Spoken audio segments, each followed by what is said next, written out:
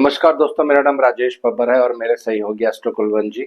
हम दोनों मिलकर ये चैनल रन करते हैं। तो आज चौथा पार्ट है ताराबल सीरीज का। आज मैं बात करूंगा शेमा नक्षत्र यानी शेमा तारा, सॉरी नक्षत्र नहीं।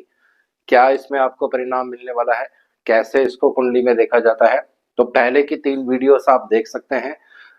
अगर आप ताराबल सीरीज सीखना चाहते हैं तो पहले की 3 वीडियोस आप जरूर देख लीजिए, जिसमें जन्म नक्षत्र, संपत तारा, उसके बाद फिर विपत तारा जो कल मैंने वीडियो बनाई थी।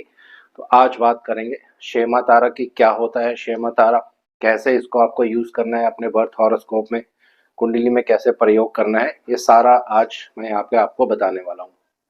अब मेरी जो वीडियोस हैं रेगुलर बेसिस पे अपलोड होंगी, क्योंकि बहुत टाइम से थोड़ा सा मेरा हेल्थ इशू का प्रॉब्लम था, जिसकी वजह से गैप पड़ गया है मेरे वीडियोस में, लेकिन अभी रेगुलरली वीडियोस अपलोड होंगी। तो आज की वीडियो शुरू करने से पहले भगवान गणेश जी से आराधना करूंगा, सबके घर में सुख और शांति बनाए रखें। भगवान शनिदेव से आराधना करूंगा, सबके घर में सुख और शांति बनाए रखें। अगर आप हमारे चैनल पर नए हैं तो प्लीज हमारे चैनल को सब्सक्राइब जरूर करिए। तो लास्ट कल जो मैंने एग्जाम्पल लिया था, अगर चंद्रमा अपने ही नक्षत्र में है तो वो जन्म तारा में आ जाते हैं। चंद्रमा के बाद दशा आती है मंगल देव की, तो ये संपत तारा में आते हैं। उसके बाद दशा आती है राहु देव की, तो ये विपत तारा में आते हैं। उसके बाद दशा आती है बृहस्पति देव की, तो ये बन जाएंगे शेमा तारा। शेमा तारा क्या होता है पहले ये थोड़ा सा समझ लेते हैं, क्योंकि ये प्रेडिक्शंस में काम आएगा। कोई भी चीज जब बिल्कुल पूर्ण हो जाती है, कोई चीज आप प्लान कर रहे हैं, बहुत टाइम से उसमें रुकावट आ रहा है, पूर्ण नहीं हो रही है, तो जो भी ग्रह शेमा नक्षत्र में बैठा होता है यानी शेमा तारा में बैठा होता है, उस समय उस ग्रह की महादशा या अंतरदशा में आपका कार्य जो है वो पूर्ण हो जाता है, कार्य सिद्ध हो जाता है। गाड़ी लेने का आपका प्लान है, तो अगर जैसे ही आपकी प्रत्यंतर दशा या अंतरदशा चेंज होती है, उस पीरियड में फिर चीजें पूरी होने लग जाती हैं। घर लेने का आपका प्लान है, बहुत टाइम से प्लान कर रहे हैं, फाइनलाइजेशन नहीं हो रहा है, लेकिन जैसे ही कोई दशा चेंज होती है तो आप अचानक देखते हैं सब चीजें फाइनल हो जाती है, ट्रैक पे आ जाती हैं।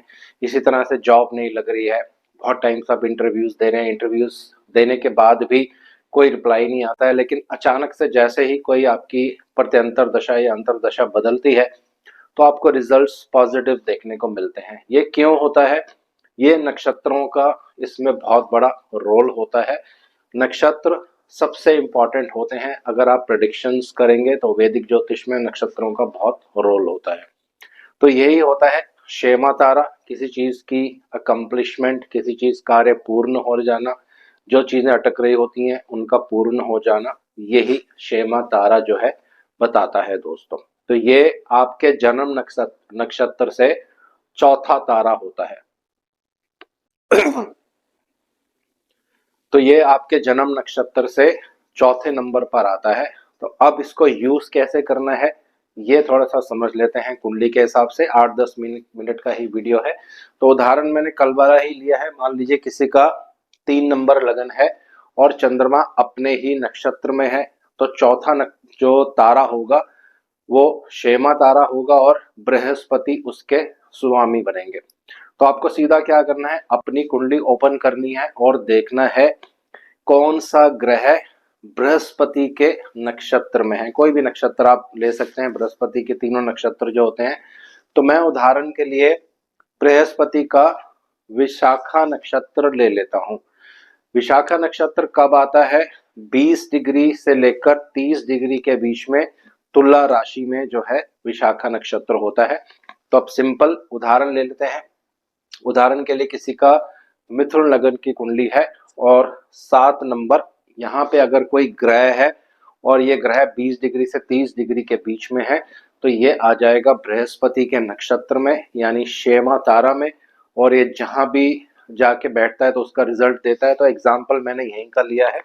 तो उदाहरण ले लेते हैं। मान लीजिए अगर शनिदेव तुला राशि में है लेकिन 20 डिग्री से लेकर 30 डिग्री के बीच बीच में है आपके हॉरोस्कोप में, तो ये आ जाएंगे शेमा नक्षत्र में। उन लोगों के लिए जिनका चंद्रमा अपने ही नक्षत्र में है, यानी जन्म नक्षत्र चंद्रमा का ही होना चाहिए।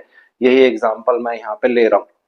तो क्या होगा, कोई ऐसा कार्य जो आपका रुका हुआ है, तो पहली चीज, पंचम भाव क्या होता है, ये संतान का भाव है, ये आपके हायर एजुकेशन का भी भाव है। तो अगर ये चीजें आपकी रुकी हुई हैं, बहुत टाइम से आप प्लानिंग कर रहे हैं, संतान नहीं हो पा रही है, या अनएक्सपेक्टेडली आपने कोई प्लान नहीं किया है, लेकिन अचानक से आपकी कुंडली में शनिदेव की महादशा या अंतरदशा आरंभ हो जाती है, तो उस समय में जो कार्य आपका रुका रहता है अचानक से वो पूरा हो जाता है। चाइल्ड बर्थ, एजुकेशन अगर आपकी कंप्लीट नहीं हो रही है, बहुत टाइम से आप एग्जाम्स दे रहे हैं, वो क्लियर नहीं हो पा रहे हैं, लेकिन बाकी योग कुंडली में पॉजिटिव है, तो जैसे ही कोई महादशा या अंतरदशा इस ग्रह की शुरू होगी, यानी शनिदेव की जो तुला राशि में बैठकर विशाखा नक्षत्र बृहस्पति के शेमा नक्षत्र में है, इस इन जातकों के लिए तो उनका जो कार्य है वो पूर्ण हो जाता है दोस्तों। दूसरा, सेम रूल जैसे मैंने आपको कल बताया था, जहां पे ये दृष्टि डालेंगे वहां भी लाभ देंगे। तो पहली दृष्टि अगर शनिदेव यहाँ बैठे हैं, तो तीसरी दृष्टि विवाह के घर में पड़ने वाली है, ट्रेवल के घर में पड़ने वाली है, नेम एंड फेम भी आपको यहाँ से मिल सकता है। तो ये सारी चीजें भी अगर आपकी रुकी हुई हैं, कोई प्रमोशन आपका रुका हुआ है, तो इस पीरियड में ये सारी चीजें आपकी पूर्ण हो जाएंगी। इसी तरह से शनिदेव अपनी सातवीं दृष्टि यहाँ पे डालेंगे, तो नए रास्ते मिलेंगे आपको, इनकम के नए सोर्स मिलने शुरू हो जाएंगे इनकम के। बहुत टाइम से आप मेहनत कर रहे हैं, इनकम का फ्लो आपका नहीं बन पा रहा है लाइफ में, लेकिन जैसे ही शनिदेव की महादशा या शनिदेव की अंतरदशा शुरू होगी, उसी पीरियड में आपको ये रिजल्ट देखने को मिलेगा। नॉर्मली बाकी किसी पीरियड में इतना रिजल्ट देखने को नहीं आता है, लेकिन जब दशा या अंतरदशा आरंभ होती है उस ग्रह की, जो एक पर्टिकुलर नक्षत्र में रहता है, तो फिर आपको रिजल्ट्स देखने को मिलते हैं। इसी तरह से शनिदेव की चौथी दृष्टि, 10वीं दृष्टि दूसरे भाव पर भी आएगी, तो यहाँ पे भी आपको रिजल्ट्स देखने को मिलेगा। जिन लोगों का विवाह नहीं हो रहा है, विवाह बनने के योग बन जाएंगे। जो लोग घर से दूर जाके कहीं ट्रैवल करना चाहते हैं, कहीं काम करना चाहते हैं, तो ये उनके लिए बहुत ही पॉजिटिव समय होगा, क्योंकि दूसरा घर जो होता है ये पैसे का भाव होता है। अगर बहुत टाइम से आपका कार्य रुका हुआ है, कहीं पैसे अटके हुए हैं, पैसे नहीं आ पा रहे हैं, या आपके जो पेमेंट्स हैं वो स्ट्रक हैं, जैसे ही ये दशा और अंतरदशा आरंभ होगी शनिदेव की, क्योंकि ये एक शुभ तारा में है, नक्षत्र वाइज मैं प्रेडिक्शंस कर रहा हूँ यहाँ पे, तो ये बहुत ही अच्छा इन सारे भावों में रिजल्ट्स जो है वो देने वाले हैं दोस्तों। इसी तरह से इसको आप गोचर में भी यूज कर सकते हैं। अगर शनिदेव आपकी कुंडली में एक शुभ तारा में है, जैसे मैंने शेमा तारा का एग्जाम्पल यहाँ पे लिया है, तो गोचर में भी जब शनि अच्छे भावों में मूव करेंगे, तो आपको अच्छे रिजल्ट्स उसके देखने को मिलते ही मिलते हैं दोस्तों। उसके साथ साथ कोई शुभ ग्रह जब इनके ऊपर गोचर भी करेगा, उदाहरण के लिए बृहस्पति जब इनके ऊपर गोचर करेंगे, और ये बृहस्पति जब सेम विशाखा नक्षत्र में ही गोचर कर रहे होंगे, तो फिर आपको बहुत अच्छे परिणाम देखने को मिलेंगे पंचम भाव से रिलेटेड। हायर एजुकेशन, हायर विद्या, नॉलेज का बढ़ना, ज्ञान का बढ़ना, नेम एंड फेम मिलना, चाइल्ड बर्थ, ये सारी चीजें आपको पॉजिटिविटी इसमें देखने को मिलेगी। इस सब को हम डिविजनल चार्ट्स में भी यूज कर सकते हैं, इसके ऊपर भी आने वाले टाइम में मैं सीरीज बनाने वाला हूँ। इसको नवमांश में भी यूज कर सकते हैं, इसको दशमांश में भी यूज कर सकते हैं। जिस भी डिविजनल चार्ट को आपको एनालाइज करना है, D7 चार्ट में इसको यूज कर सकते हैं। अगर चाइल्ड बर्थ के बारे में आपको देखना है, तो ये जो है बहुत ही एक शुभ तारा मानी जाती है। जन्म नक्षत्र से जो चौथा नक्षत्र होता है, ये बहुत ही महत्वपूर्ण होता है। अब इसको एक और उदाहरण से समझ लेते हैं, ताकि कंफ्यूजन थोड़ा सा दूर हो जाएगा। यही उदाहरण ले लेते हैं। मान लीजिए इस जातक के लिए चंद्रमा जो है मंगल के नक्षत्र में है, तो वो बन जाएंगे जन्म तारा, यानी मंगल जो है आपके जन्म तारा नक्षत्र में आ जाएंगे। मंगल के बाद दशा आती है राहु देव की, तो राहु देव संपत तारा में आ जाएंगे। राहु देव के बाद दशा आएगी गुरुदेव की, बृहस्पति देव की, तो ये आ जाएंगे विपत तारा में।